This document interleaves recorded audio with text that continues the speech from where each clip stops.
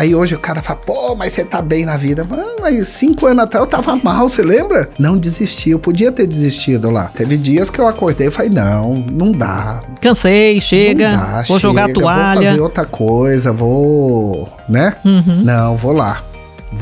Sou o primeiro a abrir empresa todos os dias, 7 horas eu abro a empresa. Tenho muito orgulho disso, sabe? Bira, pelo amor de Deus, eu tô indo de carro aí buscar que eu preciso de uma embalagem. Como é que você vai falar não pra um cara desse? Entra no sistema, fala com a máquina lá. Vem. Aí eu tive a ideia de fazer a primeira embalagem biodegradável do Brasil, que é essa que você olha hoje nas sacolinhas plásticas, tem uma logomarca de uma arvorezinha. Aquilo lá eu fui o primeiro a trazer aquilo pro Brasil.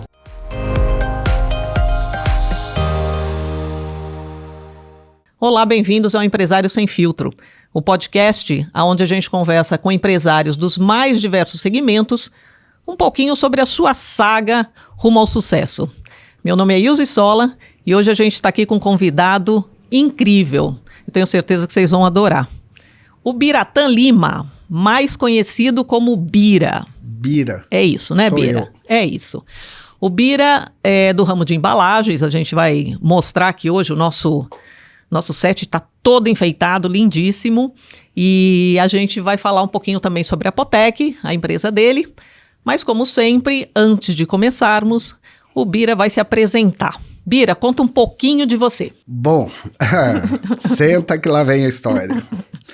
Eu nasci aqui em São Paulo e viajei o Brasil inteiro, com os meus pais, né? A gente morou no Brasil todo. Eu morei na Bahia, em Pernambuco, em Minas, e depois voltei para São Paulo. E a história dessa empresa com a embalagem, ela é muito ligada com a minha história de vida. Eu, moleque, fui fazer colégio agrícola. Eu sou técnico agrícola, fiz em Machado, Minas Gerais. Isso porque você nasceu em São Paulo, mas depois você foi para Minas, é isso? Não, é uma longa história, que aí precisa de mais uns 3 episódios. Podcasts, mais ou menos, entendi. E aí a gente foi parar em Minas, e aí eu tive aula de agricultura na 7ª série, sabe? Aí adorei horta, aí arrumei uma escola agrícola lá perto, que chama Machado. E tive a oportunidade de aprender bem sobre agricultura. Aí eu saí de lá com 18 anos, fui para Campinas, arrumei um estágio no Instituto Agronômico, no setor de plantas aromáticas, e aí aprendi mais sobre ervas. Aí consegui um estágio que acabou virando um meio que emprego, era um híbrido na Demétria, que é a fazenda que produz ervas medicinais para Veleda, aquela marca antroposófica, super europeia e tal. Isso. E aí foi em 90, o Collor entrou, eu falei, vou voltar para Campinas. Minha mãe morava em Campinas, eu falei, vou voltar para Campinas para ganhar dinheiro, preciso ganhar dinheiro. A única coisa que pintou de emprego, eu fiz alguns subempregos para sobreviver, né? O conhecido bico? Fiz bico de tudo. E aí fui ser vendedor de produtos naturais e ervas medicinais, que era o que eu entendia. Claro. E foi justamente na época que começaram a surgir as farmácias de manipulação. Eu era empregado, né, de uma empresa, eu era o vendedor, entregador, tal. E um dia fui mandado embora. Aí fui no shopping, comprei uma mochila e comecei essa empresa com uma mochila nas costas, literalmente. Então, assim, essa coisa de ser empreendedor sempre esteve no teu destino. Ou seja, você nunca pensou em formar, trabalhar em empresa, nada. Você sempre... Eu nem tive essa oportunidade também. Entendi. E fui fazer faculdade depois de velho, né? E na caminhada aí arrumei um sócio, né? Eram 3 sócios. Os caras me ofereceram, falaram, o que você precisa, né? Eu com a mochilinha lá, o cara me abriu a oportunidade, a empresa era do tamanho dessa sala. Eles, eu tenho uma sala, tal, o que você precisa? Eu falei, um carro, um fax e uma calculadora. Era fax, isso. É do nosso tempo. E aí a empresa começou lá em Limeira, em 92. E aí durou 3 anos, só eu trabalhava, né? E tinha que dividir por 3, aí chegou uma hora que eu falei, gente, eu vou mudar de ramo, eu vou fazer outra coisa, eu preciso andar. Quantos anos você tinha nessa época? Tinha 22. Novinho e já segurando a coisa toda. Aí foi até os 25. Aí em 95 eu fui para Campinas. Aí tentei buscar alguma oportunidade fora, mas eu era bom nisso. Eu falei, vou continuar. É isso. Aí tinha um carro, um fax e o porão da casa da minha senhora. Você levou o fax? Levei. O fax e a calculadora. Tenho até hoje. Não acredito. Vai pro meu museu. Jura? Vai. Daqui a pouco a gente vai falar desse museu, gente. E aí, eu abri essa empresa em 95, aí é essa que está fazendo 30 anos agora, coincidentemente. Uhum. A gente vai comemorar os 30 anos agora em julho, uma feira que a gente vai participar, né? A Consufarma.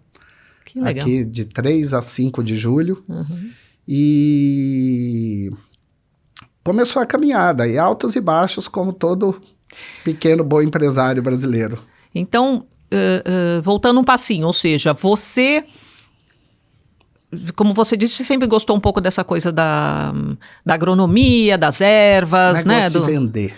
Você gostava de vender mesmo, entendi. Sou vendedor. É porque eu vi que isso foi parar em embalagens. Então, porque as farmácias, já existiam as farmácias homeopáticas, e que eu vendia produtos naturais lá, vendia ervas e tal, e elas começaram a me pedir vidrinho, tampinha. Ah, tá. Ou seja, você já dominava o segmento, né, o canal de uma certa maneira, e você percebeu uma oportunidade. Sim. Ali você... Aí começaram a surgir as farmácias de manipulação, que aí precisava de embalagem para shampoo, essas coisas. Entendi. Isso foi em 95... aí começou 95 até 2000. Aí eu tive a ideia de fazer a primeira embalagem biodegradável do Brasil. Aí eu trouxe a resina biodegradável do Canadá, que é essa que você olha hoje nas sacolinhas plásticas, tem uma logomarca de uma arvorezinha. Aquilo lá eu fui o primeiro a trazer aquilo para o Brasil. Não fui eu que importei, tem uma empresa que trouxe, mas eu fiz a primeira embalagem biodegradável, para potes de cápsula principalmente. Mas vamos, porque isso aqui para nós é super importante, Bira, assim, a pessoa que é comercial, que tem essa veia empreendedora, que meio vê oportunidade onde os outros ainda não perceberam, anos 2000 realmente já se começava, né, a falar muito sobre essa questão da sustentabilidade, as pessoas começavam a se preocupar um pouco com isso. Mas da onde que você vai parar no Canadá e me aparece com uma embalagem biodegradável? Alguém falou alguma coisa? Você um dia sonhou com isso? Tava começando a internet, né? Não dá nem para falar que foi na internet. Eu sei lá como é que apareceu isso, eu não lembro. E aí você foi atrás disso no Canadá, assim? Como é que você descobriu isso? Não, tinha um representante da resina, alguma coisa assim, porque eu nunca tive fábrica. Entendi. Quer dizer, nunca não, depois eu tive. Claro. É outro capítulo. Vamos chegar lá. E aí, 2000, isso começou o processo em 2000. Eu trabalhava ainda com produtos naturais, aí um dia eu falei, não, vou ter que parar com produtos naturais. E entregar embalagem com farinha de trigo integral, com açúcar mascavo, era uma bagunça. Eu falei, não, ou um ou outro. Mas essa coisa do natural também, de uma certa forma, sempre permeou, né? A sua vida. Talvez tenha uma... Aí um outro capítulo. Nossa, quantos capítulos? Minha mãe, que era bicho grilo. Bom, agora eu tô chegando no ponto. Eu sabia, sempre tem uma influência, Bira, vamos lá. Então, eu fui parar na Demétria, na fazenda, porque minha mãe trabalhava aqui na Clínica Tobias, que era da antroposofia. Nossa, eu já fui lá. Olha lá. É incrível. Raul Seixas também foi lá. Jura? Juro, por isso que tem a música Canceriano Sei Lar. Ai, que legal. Estou na Clínica Tobias, longe do aconchego do lar. Olha que legal, gente. E aí... eu sempre conheci, minha mãe foi macrobiótica. Ah, bom, agora né? Eu já comi muito fechando. Tofu com missô na minha vida, sem querer, mas comi. Então, eu sempre tive essa relação, eu conhecia, eu sabia o que eu estava fazendo, né? Então, isso ajudou bastante a vender as coisas e tal, né? Porque sempre existe uma linha, né? A gente acaba parando num segmento... porque tem sempre uma origem essa história. Sim. Então é legal entender isso, porque às vezes de maneira inconsciente você tem uma visão um pouco mais focada, né? Um olho aberto para aquilo. E as oportunidades vão passando. É isso. E você sempre está ligado nelas, né? Você tá... E eu fazia tudo na empresa, né? Eu comprava, Eu vendia e eu entregava. Então eu conheço... Era eu presa. Eu presa. Isso, entendi. Eu tinha essa interação com todos os clientes o tempo todo, né? E o pessoal você... da região de Campinas conhece as Fiorino lotadas de embalagem com aquelas lonas velhas penduradas. Era uma aventura. Então. Era divertido.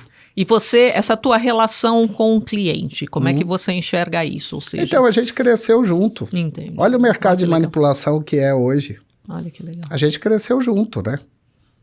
Todas as farmácias estão comemorando aí as mais antigas 35 e depois a maioria está comemorando 30 anos agora, as pioneiras, né? Que tem mais, né? Com 30 anos do que com 35 anos. Claro. E depois virou... Mas foi um segmento que você ajudou a construir, né? Sim. E Nós somos todos pioneiros nessa história, né? Que legal. E a história do Produtos Naturais, eu era distribuidor da Mãe Terra. Lembra a Mãe Terra? Opa! Virou uma gigante, foi comprada. O Vital, aí, o dono de lá, a gente tinha uma ligação familiar. Não, ele não era meu parente, mas ele é parente do meu melhor amigo. Então é quase. Quase. Mas esse teu pezinho no ecossistema aí, ele é impressionante, né? Aí fui aprender agricultura biodinâmica. Ficava fazendo composto biodinâmica de madrugada, na lua tal, aplicava na hora certa. Era uma aventura isso. Muito bom. Tem história para contar. Legado é o que não falta, né, Bira? Bom, e aí você achou esse negócio no Canadá e trouxe. Isso foi divisor de águas? Não. Na época foi, porque isso daí acabou concretizando em 2003. Eu lembro do nascimento da minha filha, da Luísa, 2004, né? E, assim, foi um negócio que explodiu no Brasil. Eu tinha um negócio e eu criei uma embalagem para cápsula com uma tampa rosca lacre. É que minhas histórias todas têm um monte de ligações, não dá para falar tudo, senão... Tem bastante tempo, vamos passar tem um cara, ele chama Manfred Feig, ele foi presidente da Hearst Mundial lá na Alemanha, e ele foi presidente no Japão, na Coreia, e veio para o Brasil.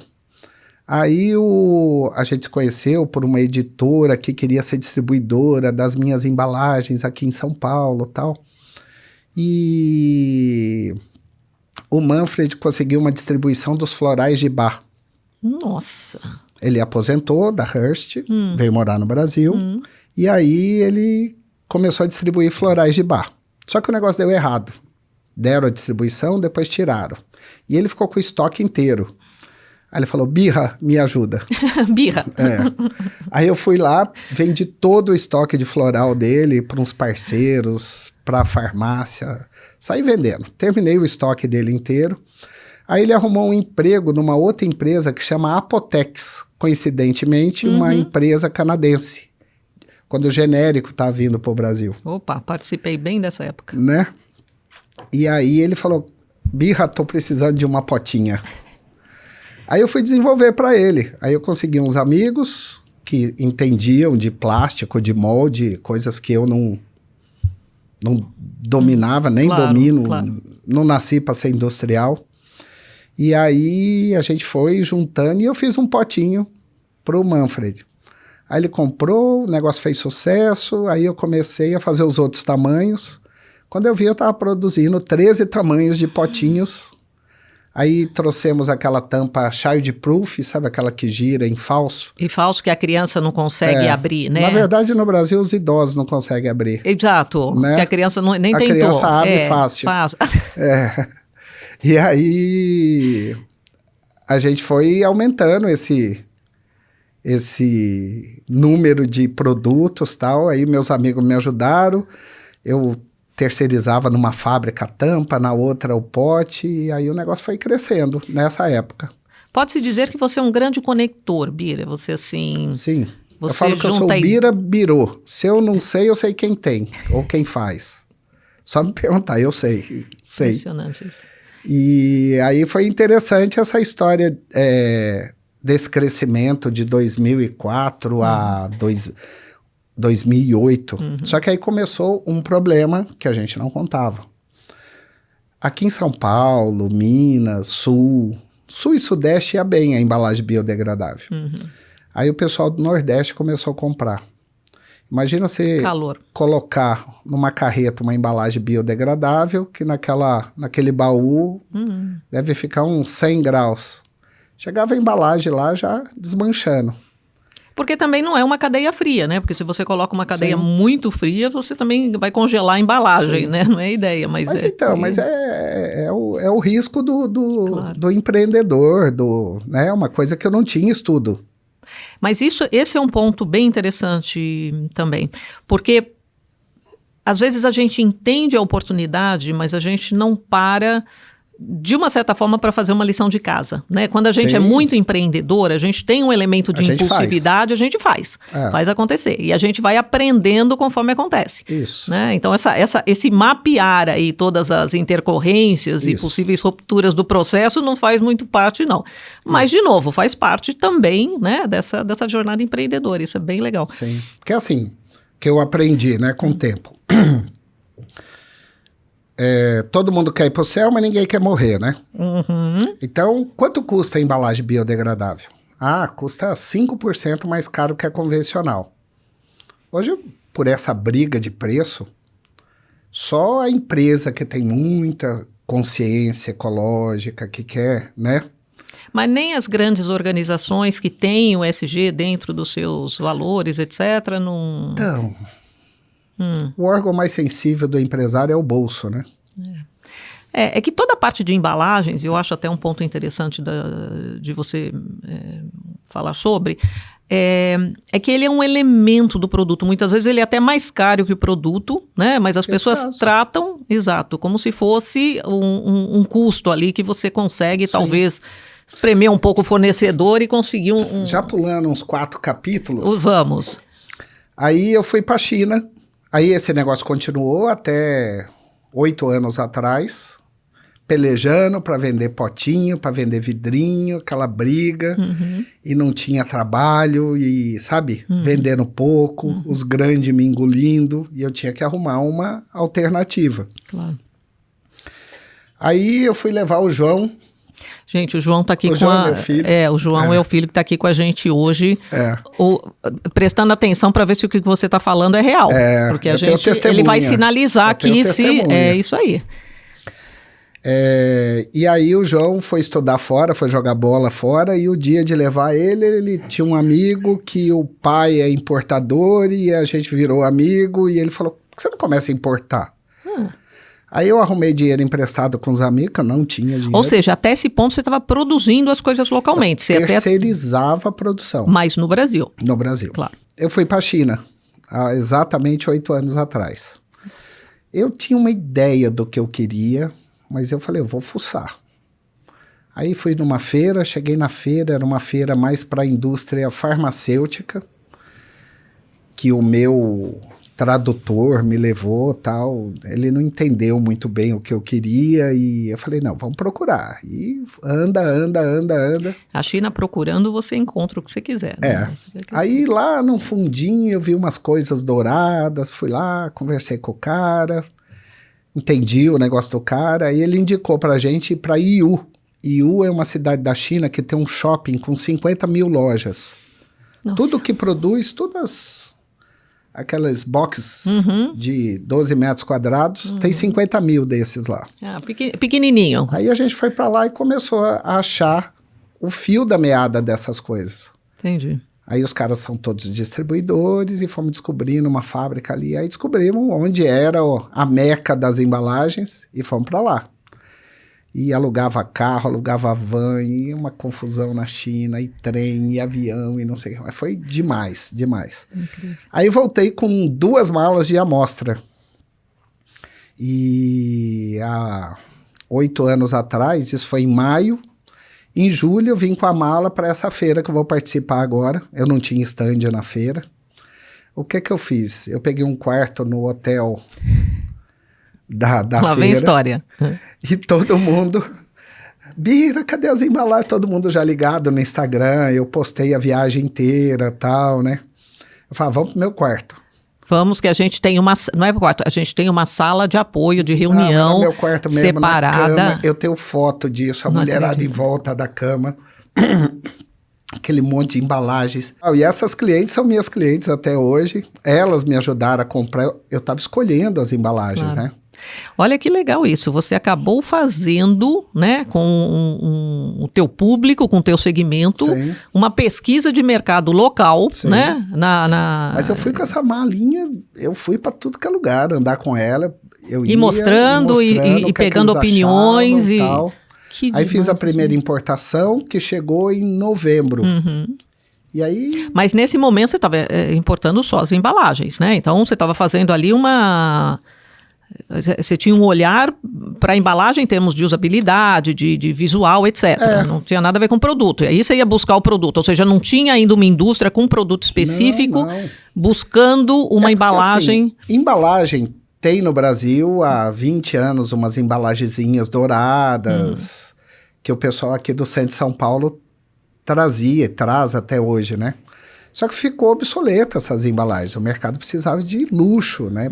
Eu vi esse mercado, que precisava ter um mercado de luxo.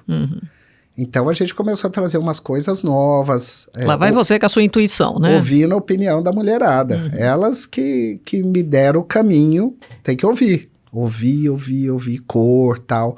Algumas coisas deram errada. Tem algumas embalagens que encalharam, mas tem umas que viraram sucesso.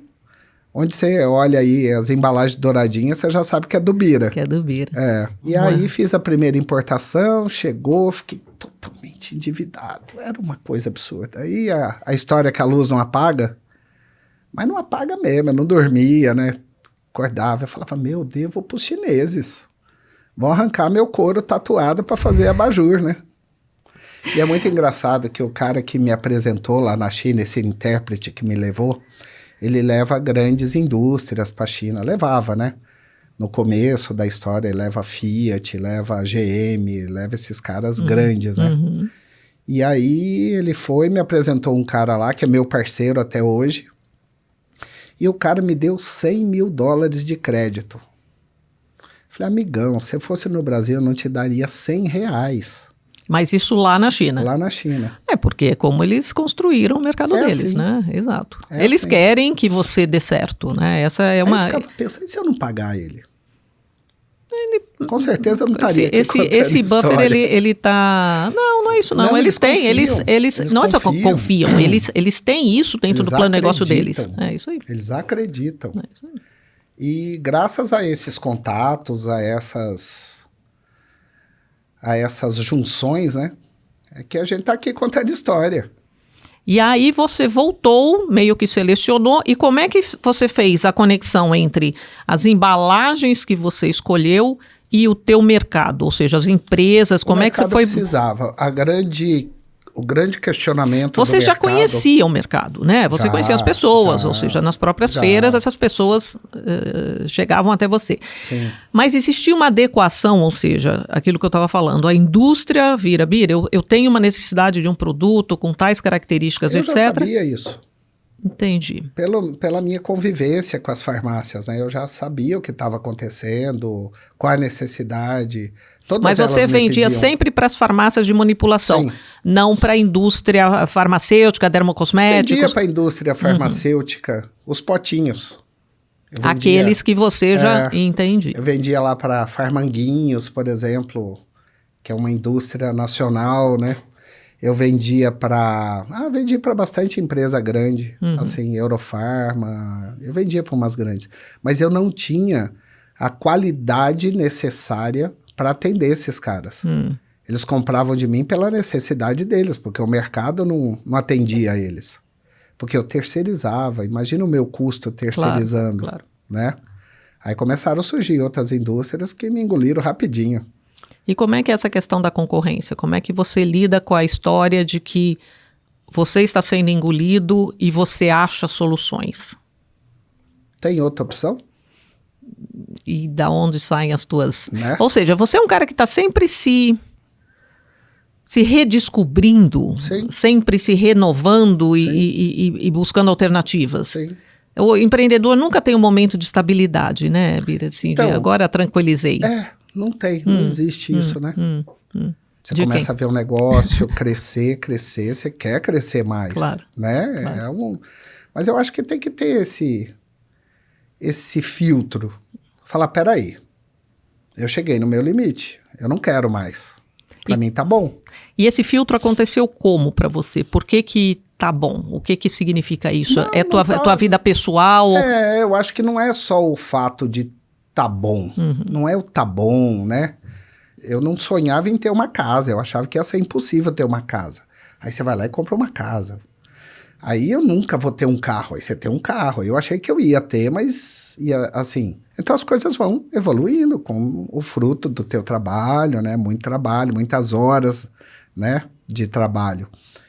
O meu sonho, quando eu era moleque, e até eu conseguir, era ser pai. Eu nunca sonhei em ser rico, eu nunca sonhei. Sonhava com algumas coisas, né? Mas não sonhava em ser empresário. Eu achava que eu ia ser vendedor a vida inteira, porque eu sou bom vendedor. Eu nunca... Olha que interessante. Eu achava que ia ser bom a vida inteira ter dinheiro para viajar uma vez por ano e, né? E ter dar suporte para a família, né? Ou seja, construir a tua vida. Mas meu sonho era ser pai, eu queria ser pai. Que demais. Aí consegui ser pai. Ó. Tá, muito bem. E aí depois tive a Luísa também, né? Claro. E aí, esse é o ápice do sucesso, você realizar essa... né? Que demais. Montar uma família, criar uma família, isso é legal. Você escolher o nome do seu filho, isso é coisa de música de adolescente, né? E... Tem um coração super humano aí, Bira. Nossa, eu tento repassar isso para os meus funcionários, por exemplo, né? Eu sou muito justo com eles. Eu sempre falo para eles assim, eu falo, vocês lembram o que vocês assinaram no contrato? O que estava lá? Ninguém lê contrato na hora de ser admitido, né? Ninguém lê, ele quer o emprego. Mas será que ele quer trabalho também? Ou ele só quer o emprego? Tá lá no contrato, tá tudo bonitinho, a hora de chegar, a hora de sair, a hora do almoço, tá lá. Mas ninguém lê, né? E eu sempre faço a mais do que o combinado, nunca menos. Eu acho que você tem que investir nele. Esse cara tem que ficar comigo. Eu tenho um funcionário lá de 25 anos que trabalha comigo. Sabe? Você diria que você é uma pessoa orientada a pessoas? Você gosta de gente? Tá cada vez mais difícil gerir pessoas, né? Hoje tá né? Então, assim, gerir essa moçada que tá vindo aí, tá... Porque, assim, o que eu penso como empresário, eu conheço as farmácias e conheço os donos das farmácias. Então, a gente tem uma ligação direta que a gente conversa entre a gente. Só que a gente cresceu. A gente não consegue mais conversar com todo mundo. Então, a gente está passando para alguém fazer. Essa moçada que está chegando agora, eles são digitais. O João fala que ele é a última geração que ainda brincou sem iPad, né? É verdade. Isso, e ele já vai fazer 25 anos. Então, essa moçada, eles entram no Mercado Livre, eles compram, o negócio chega amanhã. E a embalagem não é assim, ela tem um processo. Ela tem que passar pela qualidade, ela tem que passar por vários, né? E a gente tá aprendendo a fazer para que ele receba amanhã. Só que a história da compra, da comunicação pessoal tá acabando. Hoje na empresa, antigamente eu chegava na empresa, eu conhecia a empresa por aqui, né?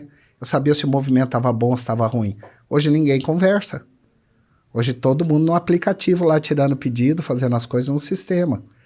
E do outro lado, esse jovem não quer conversar com o meu vendedor. Ele quer falar com a máquina. O jovem que você diz dentro dos clientes. Dos clientes. Entendi. Ele quer resolver o pedido dele rápido. Realmente, isso é uma coisa muito interessante, né? É o lado mais... E a linguagem, né, que você tem que ter com esse jovem. Como é que você se mantém atualizado, né, nessas mudanças de perfil, não só do teu cliente, como do teu quadro, né, teus colaboradores, etc. E realmente muda. Isso é uma característica. Eu sempre brinco que a gente, criado ali nos anos 80, 90, tínhamos um compromisso com uma empresa, né? A gente trabalhava, isso obviamente não no teu caso, né? A turma mais corporativa. Sim. Então você tinha ali aquela afinidade com a empresa, etc. Isso vai mudando, né? Sim. A questão do home office, de trabalhar híbrido, tudo isso, isso é um fato, né? Não é nem bom nem ruim, você só precisa aprender a se adaptar a essas novas condições de mercado. Então, para você tem isso, quando toda a tua habilidade está centrada nessa conexão interpessoal, Sim. de conversar, de se relacionar, uma escuta muito ativa que você Sim. tem, isso para você começa a soar como um ruído, né? Como é que eu me comunico com este meu público final Sim. de uma maneira mais digital, mais rápida, mais...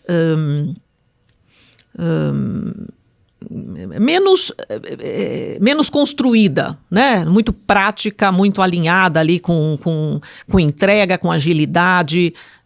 Então, não é fácil, né? Eu E você lembrei acha... Ai, fala. agora, quando eu fiz faculdade depois de velho, né? Fazer faculdade com 30. E por que você sentiu necessidade de fazer faculdade? Sei lá. Só foi... Eu acho que eu fui por causa do corredor. Entendi. Sabe? Tá interagindo ali. Eu aprendi muito no corredor.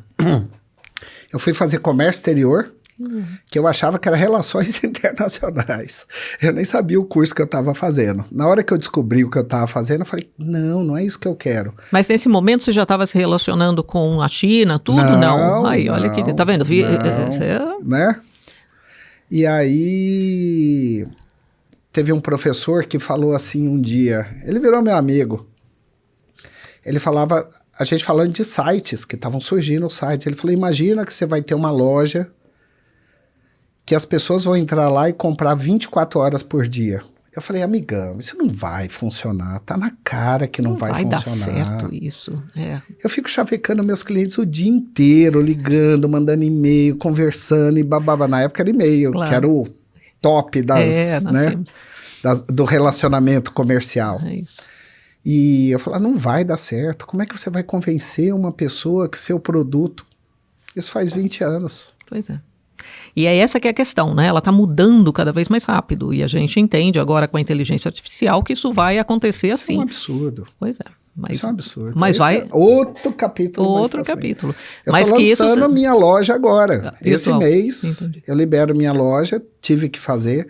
Porque você não arruma vendedor. Você não encontra vendedor que queira ficar atrás de uma mesa, de um computador o dia inteiro. O cara quer trabalhar na casa dele, né? Uhum. Mas esse relacionamento com a empresa, uma empresa pequena igual a minha, a gente precisa estar em contato direto com o estoque, né? Liga os clientes desesperados, Bira, pelo amor de Deus, eu tô indo de carro aí buscar que eu preciso de uma embalagem. Como é que você vai falar não para um cara desse? Entra no sistema, fala com a máquina lá, né? Vem. Então, mas eu acho que tem espaço para os dois lados, né, Bira? Ou seja, uma coisa Tomara que tenha. Não, mas o mercado já provou que tem, né? Então, se você tem, por exemplo, embalagens que já estão dentro de um determinado padrão, ou seja, se o mercado já entendeu o que você entrega, né, que são embalagens de qualidade e que pode confiar nesse processo, sabe que você vai importar coisas legais, já, então, né, já está de uma certa forma acostumado com a tua proposta de valor, entende o que você está oferecendo. Então, o e-commerce, ele pode facilitar o segundo aspecto, que é o da logística, o da entrega. Então, as pessoas... Gente, tem um monte de embalagem linda que depois a gente vai mostrar. Olha só isso. Olha que chique essa. Não aguento. Então, de novo, né? Se a pessoa já conhece isso, você consegue colocar no e-commerce e ela não é um commodity, mas ela é uma embalagem conhecida. Sim. Agora, se você vai desenvolver um produto mais customizado, então quero uma embalagem redonda que não dê para abrir não sei de que jeito, etc. Sim. Aí sim, sempre vai ter o elemento dessa convivência, dessa discussão, né? Desse diagnóstico, vamos dizer, da necessidade desse teu cliente, aí você vai desenvolver alguma coisa. Como a gente começou a trazer, a gente virou referência no mercado. Uhum. Então as pessoas já querem saber qual vai ser a novidade agora da próxima feira. Só que antes eu saía, olha, encontrei essa embalagem, não sei o quê. A concorrência ia lá, ligava e comprava antes que eu. Pois é. Sabe? Então agora tem que segurar, não posso contar. Segredo porque você industrial. Não tem proteção de mercado, né? Não o que a tem. China fez, de uma certa forma, foi abrir isso tudo. Sim. Então, é muito difícil você manter. Você pode desenvolver alguma coisa de maneira exclusiva, né? E construir uma cadeia. Cada vez a gente está indo mais para o lado boutique da embalagem. Porque não dá para brigar commodities, né? Claro. Os grandes têm tecnologias de investimento, tem mais acesso à informação, à lucratividade, né? E falando um pouco dessa questão da sucessão, como é que está acontecendo isso agora? Então, o que a gente fez? O João morou fora 7 anos e é um ótimo atleta. Eu gostaria que ele continuasse sendo atleta, o sonho de todo pai babão, né? Que gosta de futebol. O João é um craque de bola, uma perna esquerda boa. E graças a essa perna esquerda dele, ele conseguiu bolsas de estudo, estudou lá fora, aprendeu línguas, conheceu muita gente, principalmente. Hoje ele tem amigo no mundo inteiro, isso é muito importante. Conversa com os chineses muito bem. Eu trabalho com o Google Tradutor, copia e cola até hoje. O tempo todo, lógico. E funciona bem. Funciona. Pois é, porque eles também se adaptaram a isso. Mas o João agora liga, conversa, já é amigo dos caras na China. E aí o João tá entrando na jogada, porque eu tô ficando velho. Já eu vou voltar a ser vendedor e relações públicas, né, da empresa. E é isso. E esse é o objetivo nosso. Então, eu abri uma empresa para ele, a gente abriu uma empresa, longe da minha, ele tem os produtos dele, que ele tá aprendendo do zero. Sozinho. A incubadora dele. Então ele tá aprendendo a contratar, a demitir, a gerir. Que é a parte mais difícil de ser um empresário. Hoje ele sabe mais do sistema do que eu. Eu não sei mexer no sistema. Ele sabe. Então é a nova geração. Sorte a minha de ter um sucessor. Exatamente. Porque a maioria das farmácias de manipulação não tem. Farmácia de manipulação é uma escola maravilhosa de empreendedorismo. Tem todas as características, particularidades. Você tem que saber de muita coisa, além de saber muito de química. Então, onde está a farmácia de manipulação hoje, tanto é que a grande indústria está vindo para a farmácia de manipulação, está comprando farmácias de manipulação.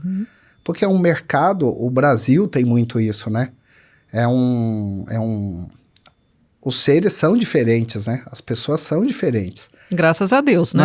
Mas eu digo diferente, né? Organicamente também. Não adianta você tomar o mesmo remédio que eu, né? Você está customizando o tratamento, né? Você está fazendo essa...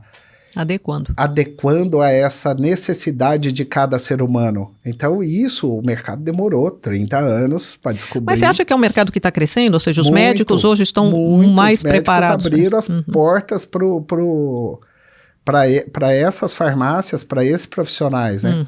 Um dermatologista, que é o nosso, né? A sua dosagem, a sua pele. Hoje tem equipamentos que medem tudo. O João está falando isso.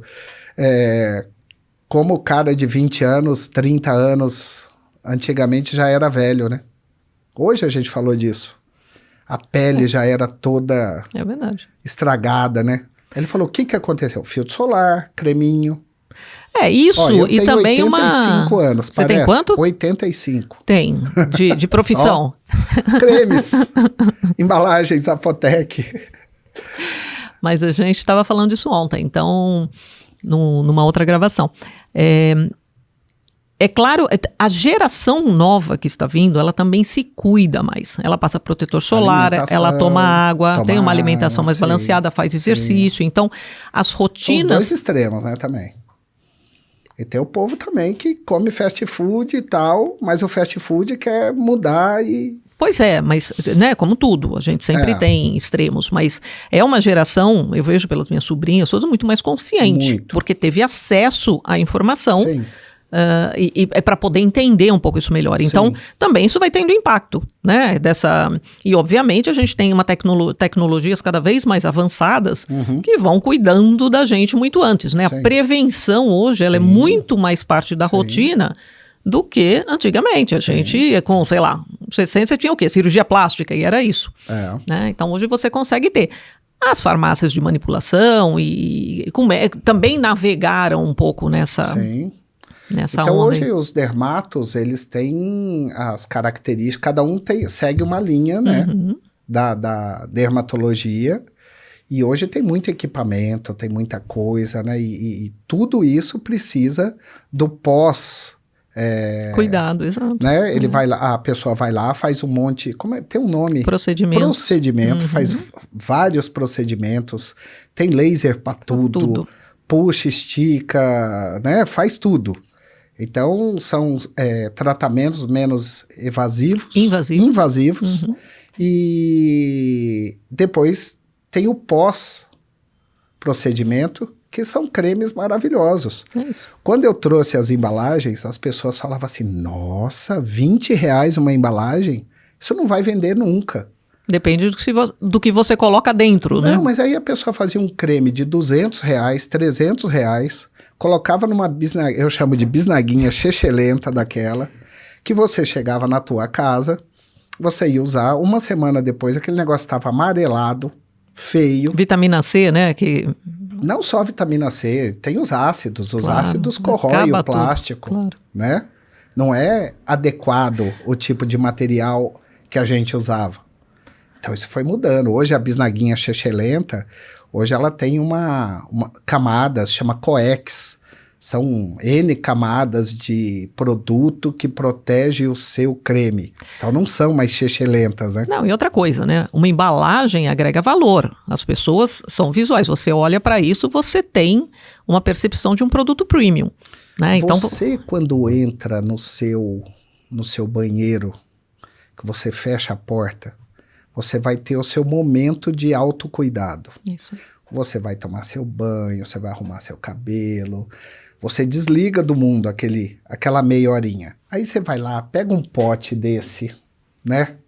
Abre, aí você olha, se a pessoa não sentir esse peso do produto, ela nunca... Então o que a pessoa... É tudo sobre autoestima, né? As pessoas falam, faz mais efeito a embalagem. O produto faz mais efeito. É verdade. A embalagem, ela ajuda no efeito placebo, né? Essa embalagem aí, por exemplo, tem uma amiga minha que é super voltada para esse mundo ecológico, né? De meio ambiente e tal. Ela falou, Bira, são lindas suas embalagens. Tem algum apelo ecológico? Eu falei, tem, são lindas. A pessoa não joga fora nunca. Guarda. Né? Vira um porta-joia. Porta-brinco, porta-anel. Isso daí não vai sair da tua bancada nunca. Do teu espaço. E aí a gente vai trazendo coisas tecnológicas, sabe? Por exemplo, empresta essa azulzinha, por favor. Essa embalagem aqui, ó. Será que isso daqui tá? Ó, isso daqui é uma embalagem que é refil. Você só vai trocar esse item. Essa parte de baixo. E essa é uma embalagem airless, que o produto não tem contato com o ar. Então, a embalagem vai durar mais tempo. Você não vai ter contato com ela, então, sabe? E é importante isso, esse compromisso, né? Com social, com a sustentabilidade das suas embalagens. Até porque, se você for, por exemplo, descartar isso, você precisa fazê-lo de maneira apropriada, né? Mas uma embalagem dessa não chega no meio ambiente nunca. Porque o que tem de material nela, ela precisa ser reciclada. Ela tem valor de peso de material. O grande vilão do plástico por que o plástico é tão... mal visto. Mal visto, ele é bandido, né, do meio ambiente. Porque ele é barato. Por que o Brasil recicla 99% do seu alumínio? Não é nada com meio ambiente, é um problema social. Uma embalagem dessa, hoje em dia você inclusive encontra em farmácias, em alguns canais, até né, em algumas dermatologia, eles reciclam. Você consegue entregar embalagens em locais apropriados para justamente fazer essa reciclagem. Porque hoje existem as cooperativas, né? Então a cooperativa firma um acordo com você que ela passa lá e retira essas embalagens, né? Seja ela qual for, e dá o destino correto para ela. Isso é muito fácil. O plástico você vai reciclar ele para sempre. O plástico, na realidade, se ele tiver a cadeia, né, toda bem fechadinha, bem feita de reciclagem, ele funciona muito bem, né? O problema não está no descarte no muito, produto. Né? Ele precisa ser bem feito. O problema social, né, da coleta do lixo, isso é outro capítulo, né? Mas... Agora, uma embalagem dessa, por exemplo, isso é uma tecnologia que chama PET Glass. Ela imita o vidro. Ela Você vê o peso mesmo, dela? Ela é vidro. Claro. Então, ela pode derrubar, ela não quebra, tal. Hoje, no Brasil, está começando a chegar umas máquinas dessa. Uma máquina dessa custa 2 milhões de dólares para produzir. Um molde desse custa mais uns 300 mil dólares. Imagina que uma embalagem dessa aí tem 4 moldes. Você entende que o valor tem que estar associado ao custo, né? Essa que é a grande questão. Assim, precisa se perceber que isso aqui agrega valor ao teu produto final. Ele agrega valor e ele ajuda a vender. Isso. Se você... Eu tenho uma cliente que ela fez um creme para os pés nessa embalagem. É um bom exemplo. Sabe quanto custa para fazer um creme para os pés? Deve custar R$5, R$10. 10. É lanolina, ureia e um cheirinho. Só. Ela pegou essa embalagem, fez um creme para os pés, chamou uma modelo para fazer um takezinho, fez a mulher cuidando dos pés e tal. Sabe por quanto que ela vende isso? R$180. Não agrega valor? A pessoa não está comprando só o creme. Ela está comprando aquele momento de cuidar do pé dela, aquela experiência, sabe?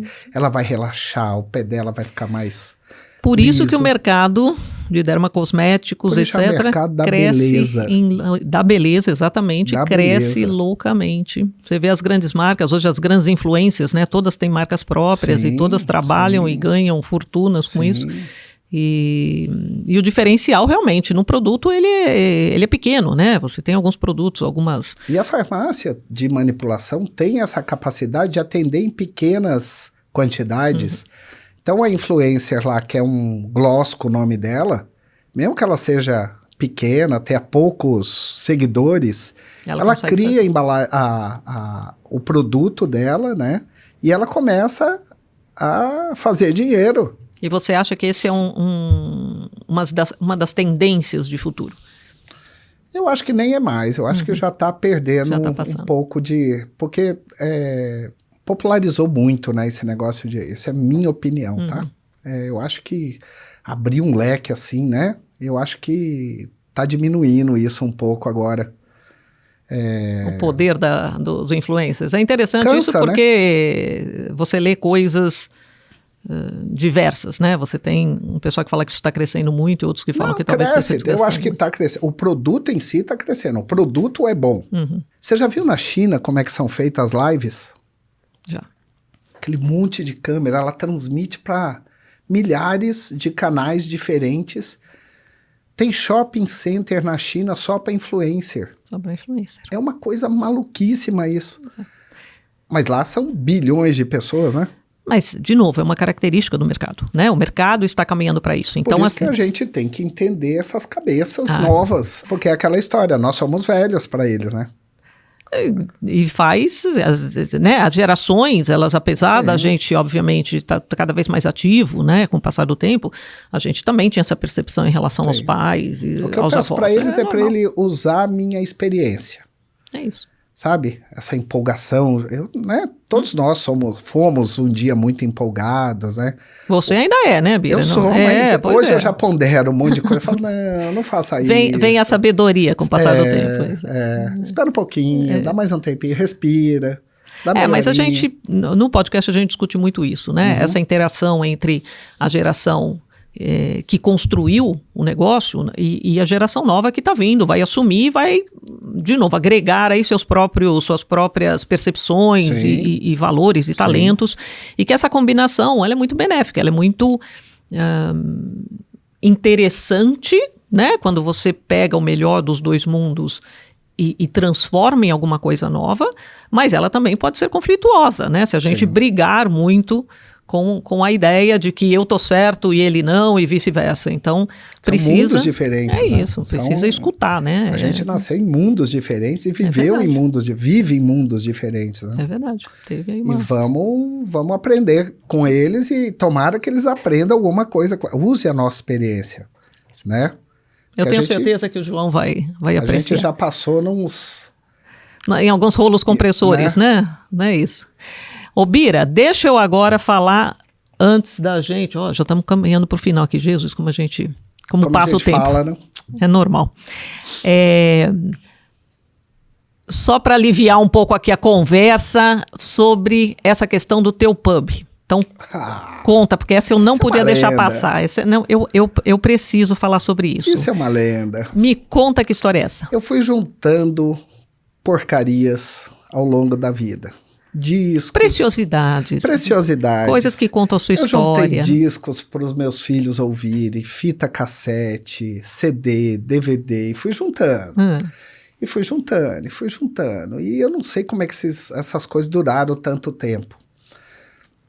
Quando eu era pequeno, minha mãe me dava um carrinho Hot Wheels por ano. Exato. Aquele carro era uma preciosidade. Ninguém encostava. Aí comecei a comprar carrinho pro João. E compro carrinho, exagerado como sou. Eu tenho milhares de carrinhos Hot Wheels. Onde eu ia colocar isso? Aí o João começou a brincar com os carrinhos, começou a quebrar meus carrinhos. Eu falei, não, João. Eu comprei para você, mas o brinquedo é meu, entendi. Não brinca, tal. E aí eu tinha que ter um lugar para colocar isso. E a minha história, por esse monte de lugar que eu passei e andei, né? Tem muita história para contar e juntei objetos para isso. E aí eu criei meu museu lá em casa, que tem muita música, muito rock and roll. Tem uma coleção de guitarras, tem muito disco, muito CD, DVD. As caixas de som tudo velha, do jeito que a gente ouvia, vitrola.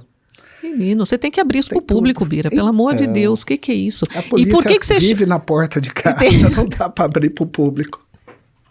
Não dá. Entendi. Eles estão chegando até mais cedo já. Esses dias ia ter uma festa em casa, 5h30 da tarde, tinha 2 viaturas. Eu falei, não, 5h30 não. É porque suas festas seu Bira, são... Calma, só estamos trocando de turno. De turno, que a gente já sabe que a festa vai longe hoje de novo. Entendi. E você chama isso de pub? Esse seu pub? Pubira. Pubira. Entendi. Tem logotipo, tem tudo, tem marca própria. Eu tô achando, as pessoas dizem que você vai ter várias profissões no decorrer da vida.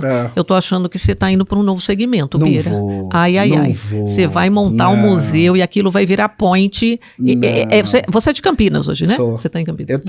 Eu tenho vontade, assim, por exemplo, se eu tivesse um podcast para convidar músicos, né? Para bater papo com os músicos, aqui, sabe? O Vini tá olhando aqui para nós, né? Que é aqui, né? Podhost tá disponível aqui. Que assunto com eles eu tenho. Eu já conheci altas personalidades, assim, do rock and roll. E, sabe, conversar. E a gente começa a conversar e vai longe. E vai embora. Nossa, eu sei, né? Tô falando que tá vindo uma nova... É legal. Que legal. O rock and roll Ele é parte da sua... Me estimula, sabe? Eu acho que o rock and roll é muito culpado dessa minha agitação, dessa minha vontade, sabe?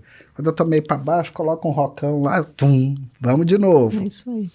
Você tem que achar formas de levantar, né? De levantar a sua vibração, como eu digo, e continuar tocando. Porque, de novo, né? Empreender é isso. Sim. Tem dias bons, dias ruins e não vai parar, o mundo não vai parar. Então Hoje gente eu já precisa falo que tem dias bons e dias muito bons. Não tem mais dia ruim. A gente só aprende. Que legal. No dia ruim a gente aprende muito. Teve um dia que eu fui buscar o João lá nos Estados Unidos e levei ele para um lugar. Tem uma praça lá no Central Park, que é onde gravaram o Advogado do Diabo. Tem muita cena naquela praça. Acho que Nova York é a cidade que mais se gravou o filme no mundo, alguma coisa assim. E lá sempre tem umas reuniões importantes, assim, né? Aí levei o João, sentamos lá, peguei uma folha de papel e fui escrevendo para ele. Uma que eu não esqueço é para ele não tomar decisões nem muito feliz e nem muito triste. Lembra disso? Tá anotado. Nunca tome decisões nem muito feliz e nem muito triste. Espera. Porque a gente se empolga ou a gente tá puto com alguma coisa e você acaba transmitindo isso, né, pro outro lado. Então você espera meia horinha, respira, espera um dia. Né? Toma um golinho d'água. Muda. É verdade. Muda. Eu sempre fui muito... Hoje a sabedoria já... Calma, Bira, calma. Que bom. Calma. É o que a experiência traz, né? Sim. Então é isso que a gente estava falando dessa fusão, de entender que o tempo passa, a gente aprende, mas também... Isso são nos negócios, na família, nos relacionamentos, né? A experiência é muito bom, né? É que a gente não tem outra opção mais, né, também. Agora, mas essa parte de ser humano é experiência. É muito bom isso, é muito bom. É muito bom estar vivo, é muito bom viver, né? Bira, eu sempre peço para alguém deixar alguma mensagem ao final, mas você acabou de fechar o podcast e eu nem precisei fazer o esforço. Depois desses insights aqui, já dá para encapsular e trazer. A gente praticamente tem uma embalagem de insights do que é ser humano. Mas bora lá. Alguma mensagem que você gostaria de deixar? Não desista nunca, nunca, só isso. Essa foi minha linha. Teve dias que eu acordei e falei, não dá. Cansei, chega, não dá, vou jogar a toalha. Vou fazer outra coisa, né? Não, vou lá. Sou o primeiro a abrir empresa todos os dias, 7 horas eu abro a empresa. E tenho muito orgulho disso, sabe? Eu acho que depois dessa luta toda... Aí hoje o cara fala, pô, mas você tá bem na vida. Mas 5 anos atrás eu tava mal, você lembra? Né? Não desisti, eu podia ter desistido lá. Eu falava para eles, era muito mais fácil arrumar um emprego e pagar as contas da casa e estar tranquilinho do que ficar fazendo o que eu faço, né? Claro. E vale a pena empreender, todos os dias. Vale a pena, mas, né, a estrada é longa. É longa. É resiliência. E boa. A vida é boa. E paixão, né? Muito. Bira, muito obrigada. Você é uma fonte de inspiração. A gente sente a tua paixão. Obrigado. Né, por todo o processo. E, de novo, muito obrigada. Eu sei que você está indo para uma feira hoje, então muito sucesso. Sucesso nos 30 anos aí, né? Na comemoração. Sim. E ainda mais para o João, que vai assumir esse legado maravilhoso e incrível aí que você construiu. É isso aí. Então... boa sorte. Muito obrigado. Obrigado, Vini. Obrigado aí. Muito obrigado pela oportunidade. Prazer. Gostei de contar um pouco dessa história maluca que é a minha vida. É isso aí. É para isso que nós estamos aqui. Legal. Obrigado. E para vocês que estão nos assistindo, não esqueçam de compartilhar, né? Porque afinal de contas é uma história que merece. E deixar aqui as suas sugestões de quem vocês gostariam de ver. Vai ser sempre um prazer ter papos tão interessantes quanto o do nosso amigo Bira. Até a próxima.